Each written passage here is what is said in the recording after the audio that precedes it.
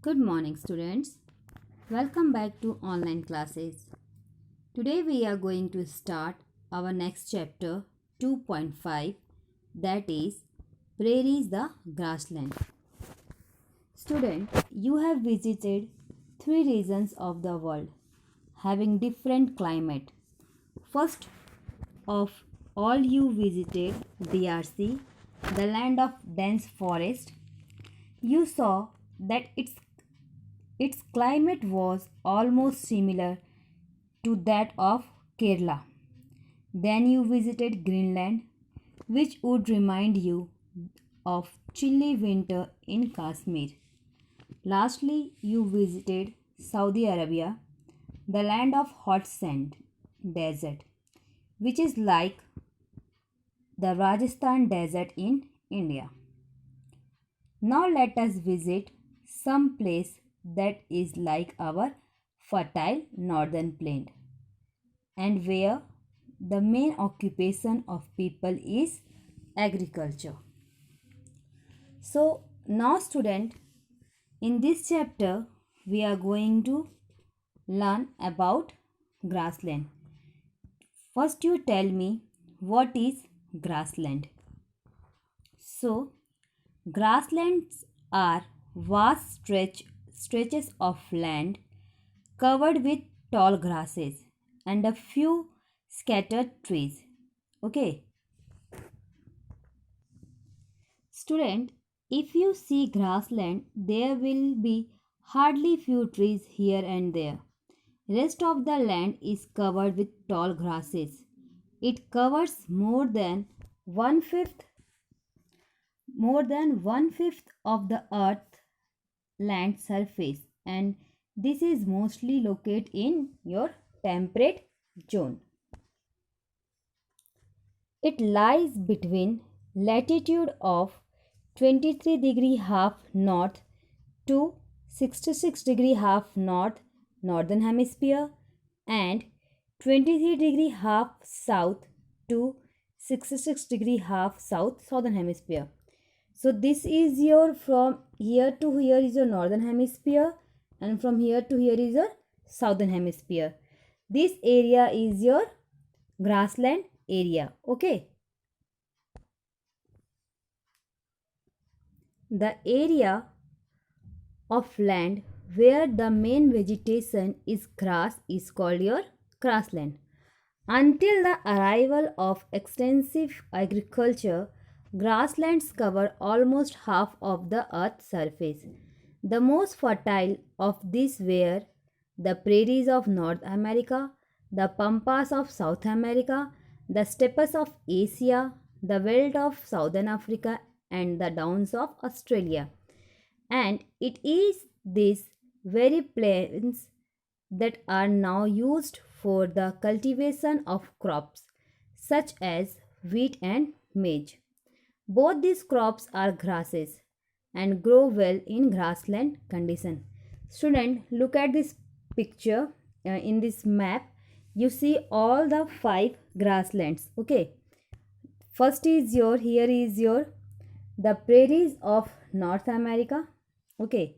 Another pampas of South America. This is your pampas of South America. Then steppes of Asia here. Then veld of Southern Africa. This is, and last one is your downs of Australia. This is your five main grassland. Now look at some pictures of this grassland. Okay, students. This is your prairies of North America, then pampas of South America, steppes in Russia or Asia, veld in South Africa, and downs in Australia. As you can see, students, these all are having grass crops. So in cultivation crops such as wheat and maize are the crops which are grown in grassland condition. Now let us visit one of these grassland. Let it be the prairies of North America. We will be focusing on prairies of North America. Okay, student. First we see the journey of North American prairies. Okay. The term prairie comes from a French word which means meadow. Student, the meaning of meadow is field of grasses. The field which is covered by grasses is known as meadow. Okay. There are vast prairies in Canada and the United States of America. In the United States, they include such states as North and South Dakota, Nebraska, Iowa, Illinois, Kansas, Oklahoma, and Texas. These all the states which are covered by prairies area or grassland area. Okay, student. You can see here in this map all the names are written here one by this all area colorful area is covered by grassland or the prairies area. Okay. We can go to the United States of America by air or sea. For air travel, we can take a flight from Mumbai to New York City. But the journey by ship will be a very long one. Our ship starting from Mumbai. You can see in this map, if we are going from your air, then we have to we can go United States of America and our flight will be started from Mumbai and we can reach New York City. From New York City we have to take a road, rail or air transport. But if we start our journey from water transport or by ship, our journey will be a very long. You can see from here, this is a Mumbai. From here our journey will be started. Okay, starting from Mumbai. We'll have to passes through many sea on its way. We have to pass the the Arabian Sea, the Red Sea, the Suez Canal and the Mediterranean Sea, and lastly the Atlantic Ocean. After that, when we cover this whole area, then we reach here New York. Okay. So when we reach New York, then we have to travel either by road, rail or air to prairies. Okay, student. So this is about journey of North American prairies. Okay. Our next topic is the land of prairies. The land of prairies. Prairies were once covered with thick grasses, but now they have become the biggest wheat production region in the world. They look like an endless flat plains. They remind us of the great northern plains of India. But there is one big difference. We do not find here any big trees as we see dotting our plains. The farms here are very big. They seem to be endless. They stretch from thousands of acres. Every farm has a few houses. In these houses, the laborers and the farmer's family live. Each farm has a big shed for keeping farm machine. It has a small cattle shed also. So student, the land of prairies. So it reminds us our great northern plains of India. In India, when we see the great northern plains, look at the picture student first. This is a picture of your northern plain of India. In this picture, you can see some trees, big trees are also dotting here in our Indian plain. But if you see the pictures of prairies of grassland, in this farm, you can't see any big trees are there. Only grass and grass is there. Even thousands of acre grass are stretched all over the ground. Even the laborers are also live in the grassland. Every farm has few houses for laborers, farmer families, and they have a big shed also for keeping machine, a farm machine and cattle shed also. Okay, student. So this is about the land of prairies. Our next topic is climate. The prairie have hot summer. The temperature can go up to 40 degrees Celsius. The rainfall is light and it rains mainly in summer. Sometimes there are drought also. The winter here are bitterly cold. When it snows heavily, the temperature can go as low as minus 34 degrees Celsius. The soil and the climate of prairies are most suitable for the growth of hardy grasses like wheat and maize, but not for trees. That is why the prairies are largely treeless. Two big rivers flow through these prairies. They are the Mississippi and the Missouri. They provide enough water for the cultivation of wheat. Okay, student?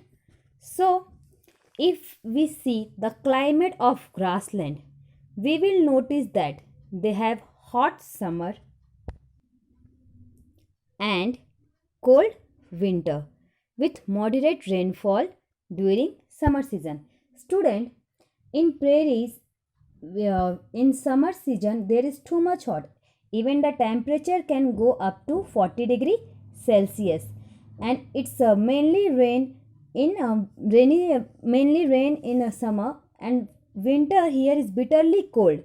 Even snowfalls are there, so that's why temperature go up to minus 34 degree Celsius, and here rainfall during the summer. Okay.